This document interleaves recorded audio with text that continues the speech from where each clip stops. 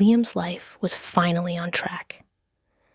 Standing in the most elite bakery in the city, the scent of vanilla and expensive sugar felt like a victory lap. In 3 days, he was marrying Sarah, a woman his mother adored, a woman who brought stability to his chaotic world after the wreckage of his first marriage. "I'm here for the Vance Thorne wedding cake," Liam said, his voice brimming with the confidence of a man who had forgotten what it felt like to lose. The clerk gestured toward the back, but Liam's breath hitched. Standing at the far counter, her back turned to him, was a woman whose silhouette was engraved into his soul. Ava, the woman he had divorced 4 years ago because she claimed she never wanted a family. The woman who had vanished with a settlement and a cold goodbye. He was about to turn away, used to flee before the past could choke him, when a small, high-pitched voice shattered the silence of the shop. "Mummy, look, the blue stars." A boy, no older than 3 or 4, scrambled toward Ava, clutching a toy car. Ava turned, a soft maternal smile lighting up her face, a look Liam had spent years begging to see. But it wasn't her smile that stopped Liam's heart. The boy looked up, squinting against the sunlight streaming through the bakery window. He had the same stubborn jawline, the same unruly dark curls, and most terrifyingly, a pair of electric sapphire blue eyes. Eyes that Liam saw every single morning in his own mirror. The wedding cake order slipped from Liam's numb fingers, crashing onto the marble floor. The sound echoed like a gunshot. Ava's eyes snapped toward him. The color drained from her face, her hand instinctively flying to the boy's shoulder to pull him close. "Liam," she whispered, her voice trembling with a secret she could no longer hide. Liam didn't look at her. He couldn't. His gaze was locked on the boy who shared his face. "Ava?" Liam's voice was a jagged rasp. "Who is this child?" The silence of the bakery was deafening, vibrating in Liam's ears like a physical blow. The boy, Leo, looked up with those massive sapphire eyes, squinting at Liam as if trying to recognize a face from a half-remembered dream. Ava pulled the child into her arms, stepping back into the shadows of the shelves, her face a mask of terror and defensive rage. "Liam, leave. Now." Ava's voice trembled, but it had the sharpness of a blade. "You have a wedding in 3 days. You don't belong here." Liam took a step forward, his eyes never leaving the boy's face. 4 years, Ava. For 4 years, you let me believe you didn't want a family? You let our marriage crumble because you claimed you wanted freedom?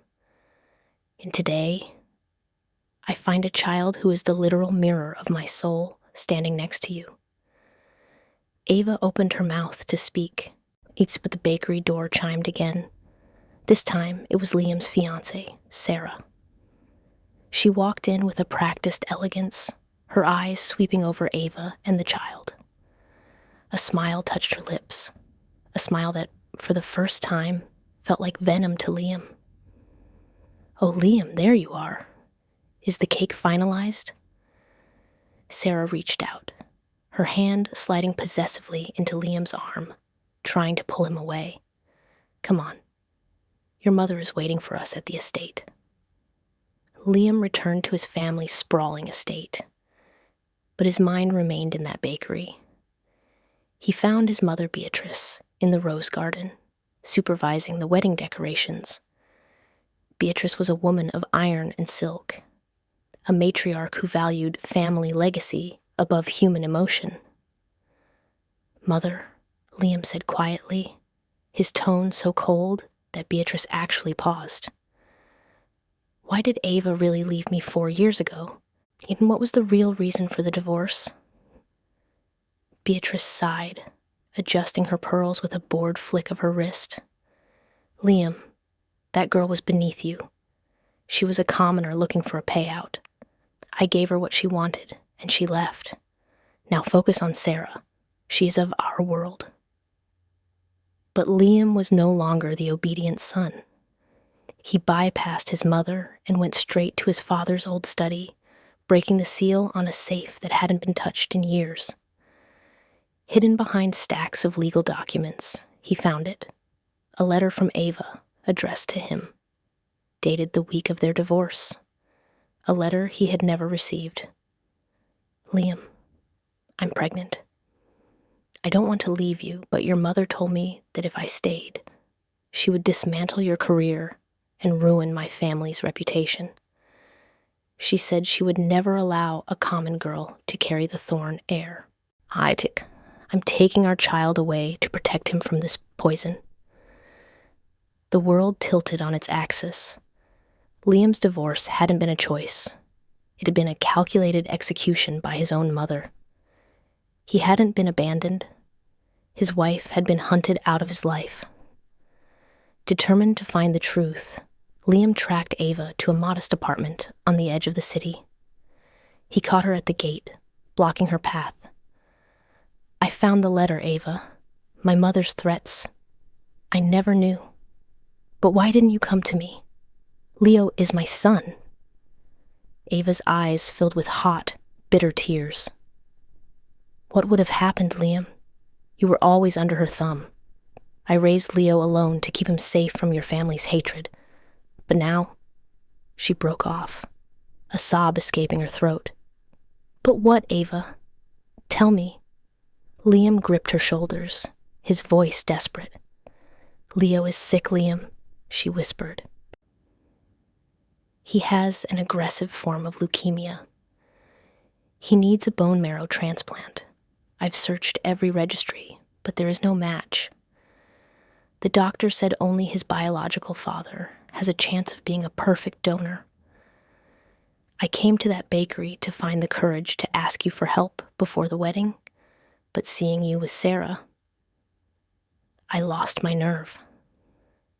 As Liam was processing the horror of his son's illness, his phone buzzed. It was a message from a private investigator he had hired weeks ago to do a routine background check on Sarah. The message contained a photograph of Sarah and Beatrice sitting in a lawyer's office. The caption read, "Sarah Thorn isn't a thorn.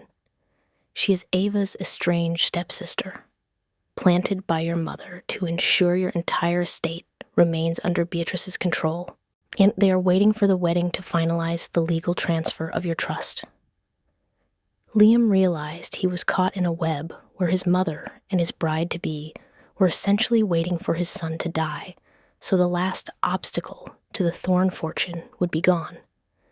Liam slammed his fist against the brick wall. They think they've won, he growled, turning back to Ava, his eyes burning with a dark, lethal intensity. But they don't know what a father is capable of when his child is on the line. The wedding will happen, Ava, but it won't be the ending they're expecting. The St. Jude Cathedral was a masterpiece of white lilies and candlelight. It was the wedding of the year, and the city's elite had gathered to watch Liam Thorn marry Sarah, the woman his mother had handpicked to secure their dynasty.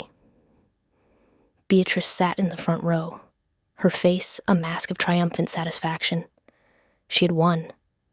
Ava was gone, the secret was dying in a hospital bed, and her son was finally tethered to a woman she could control. Liam stood at the altar, his tuxedo sharp, his face unreadable. When the heavy oak doors opened and Sarah began her walk down the aisle, the room held its breath. She looked like an angel in silk, but to Liam, she looked like a vulture dressed in white. As Sarah reached the altar, she took Liam's hands. Her palms were cold. The priest began the ancient liturgy, his voice echoing through the vaulted ceiling. If anyone knows any reason why these two should not be joined in holy matrimony, the silence that followed was heavy, pressurized. Beatrice leaned back, a small smirk playing on her lips. But then, the silence was shattered. I do. The voice didn't come from the audience. It came from the altar. It came from Liam.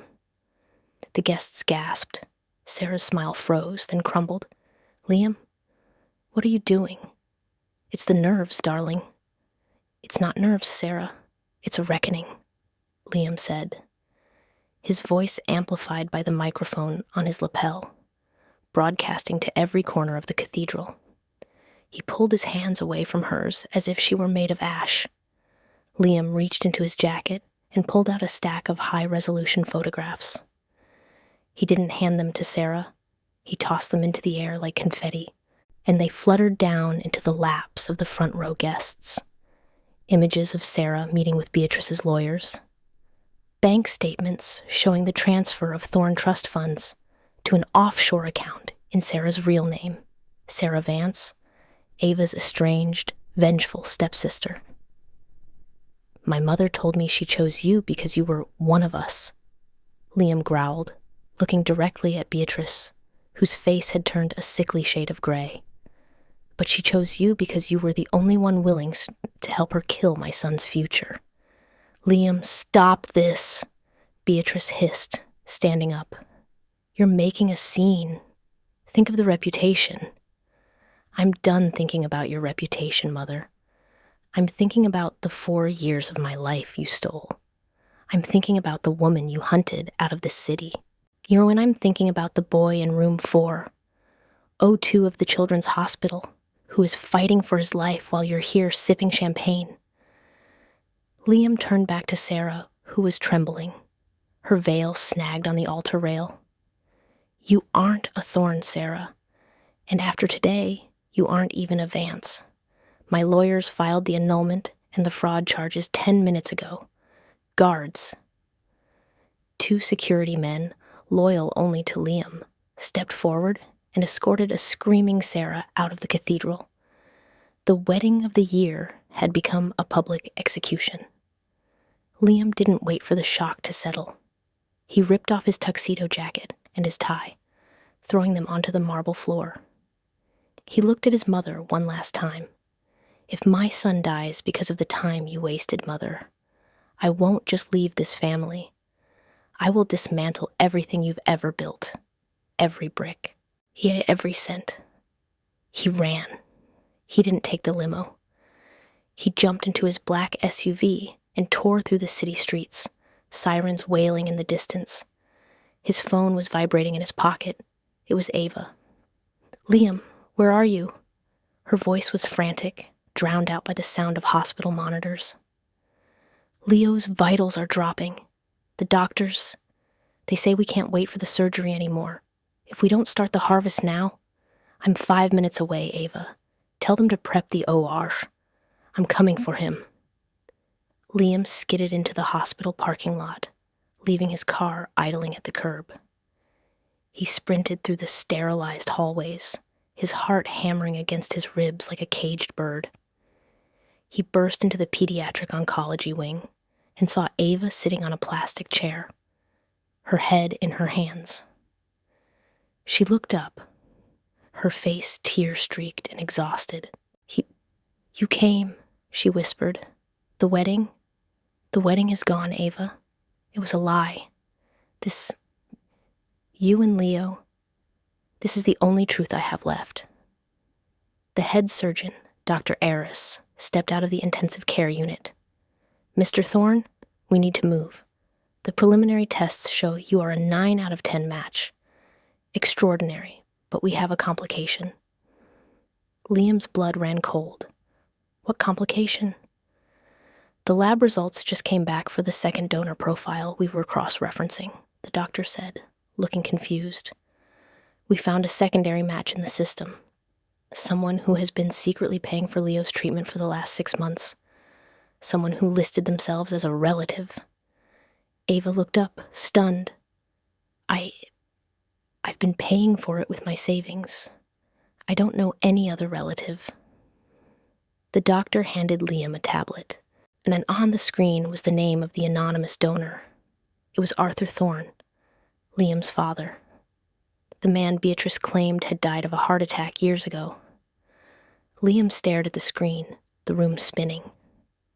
His father wasn't dead. He was alive. He was in hiding. And he had been watching over Leo from the shadows this entire time. "He's been here?" Liam gasped. "He was here an hour ago," the nurse added. "He left as soon as he saw you on the news crashing the wedding. He said to give you this." She handed Liam a small, tarnished silver key. Attached to it was a note in his father's handwriting. "The truth isn't in the estate, Liam. It's in the basement of the old summer house. Save the boy. Then find me." Liam looked at Ava, then at the unconscious boy behind the glass. The web was deeper than he ever imagined. His mother hadn't just lied about his son. She had lied about his father's very existence. "Doctor," Liam said, his voice steadying with a newfound terrifying purpose. "Take whatever you need. Save my son. I have a war to finish." The hospital's white walls seemed to vibrate with the hum of the machines. Liam lay on the gurney, his arm connected to the tubes that were draining the life-saving marrow from his body. Every pulse of the machine felt like a victory. Across the glass, in the sterile glow of the ICU, little Leo lay still, receiving the gift that only his father could give. Ava sat by Liam's side, her hand trembling as she held his. "You're pale, Liam. You need to rest," she whispered, her eyes red from hours of weeping. "I'll rest when he wakes up," Liam croaked, his voice thin but resolute. "And when my mother is behind bars." 2 days later, against medical advice, Liam stood at the entrance of the Thorne family's abandoned summer house. He clutched the silver key his father had left behind, and the air was thick with dust and the scent of salt from the nearby coast. He found the hidden door in the basement, concealed behind a heavy oak wine rack. The key turned with a heavy, satisfying click. Inside was a high-tech surveillance room. Monitors flickered to life as Liam stepped in, showing every corner of the Thorne estate, every bank account, and every conversation his mother had ever had. But it wasn't just a spy den. It was a prison of truth. "I wondered how long it would take you to find this place," a voice rasped from the shadows. Liam spun around. A man stepped into the light. He was older, his hair white, and his face scarred. But his eyes, those electric sapphire eyes, were unmistakable. Arthur Thorne. "Dad?" Liam's breath hitched. "She told me you died of a heart attack. I went to your funeral." "She drugged me, Liam. No, she staged the death and tried to have me committed to a private asylum overseas to take control of the board. I escaped, but I had to stay dead to stay alive. I've been building this, waiting for the day you finally saw her for what she is." Arthur handed Liam a ledger. "Everything is here. The fraud, the offshore accounts Sarah was using, and the proof that Beatrice poisoned your marriage to Ava. It's time to end the reign of the matriarch."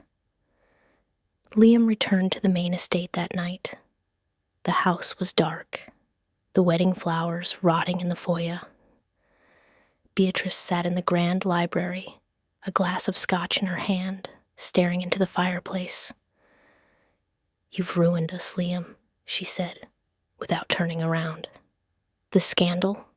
The Thorne name is a joke on every news channel."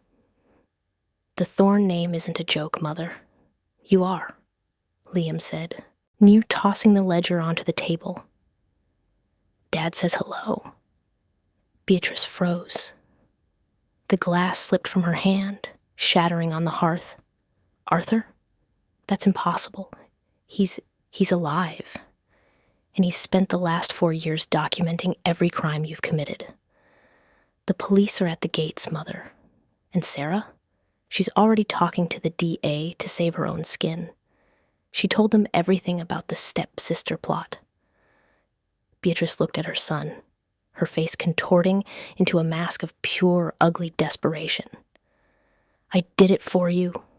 to keep the bloodline pure, to keep that girl from taking what belongs to us. You didn't do it for me, Liam said, stepping closer, his shadow looming over her. You did it for power. You were willing to let your own grandson die in a hospital bed just to win a game of chess. Well, the game is over. Then you're in checkmate. As the blue and red lights of the police cruisers began to pulse against the library windows, Liam turned his back on her. He didn't look back as they led the great Beatrice Thorne away in handcuffs. 1 week later, the sun was setting over the hospital gardens. Leo was sitting in a wheelchair, his color returning, his small hands clutching a new toy car. Ava stood behind him, looking at the horizon. Liam approached them, no longer the man in the sharp tuxedo or the cold businessman. He looked at Ava, really looked at her, for the first time in 4 years. The surgery was a total success, Liam said softly. The doctors say he'll be running around in a month. Ava smiled, a genuine, warm smile that reached her eyes. Thank you, Liam, for everything. I have a lot to make up for, Liam said, taking a seat on the bench beside them. My father, he wants to meet his grandson, and I want to be the father I was supposed to be from the start. No more Thorne secrets, no more lies. He reached out, and this time, when his hand met Ava's, she didn't pull away.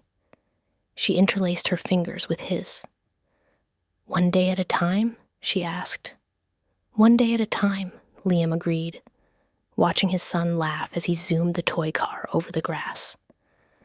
The wedding cake he had gone to buy a week ago was long gone, but the family he had found in its place was the only thing that ever mattered.